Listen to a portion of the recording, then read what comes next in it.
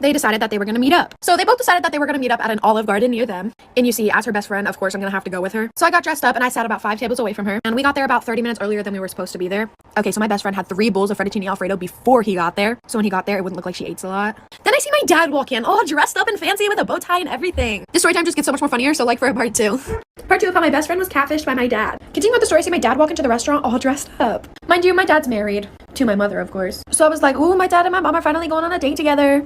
And then he looks over to my best friend and walks over to the table. When I tell you my heart dropped, my heart has never sank so deep inside me so fast. He sits down and asks her, is this Mackenzie? When I tell you I busted out laughing so freaking hard I fell out of my chair. And almost everybody in the restaurant turned around and looked at me, and so did my dad. And I walk over to the table and I'm like, what the heck is going on here? My best friend is literally just sitting there in shock, no emotion on her face. Then he looks at us, he looks really confused, his face goes blank, and then he goes, I was just trying to teach y'all girls a lesson. I told my mom and I was just getting a laugh out of it, and then she looked through his phone and said that he was meeting up with a bunch of 14-year-old girls. So comes to find out, my dad is a pedophile. My mom kicked him out, and if you're one of those girls, I really do apologize.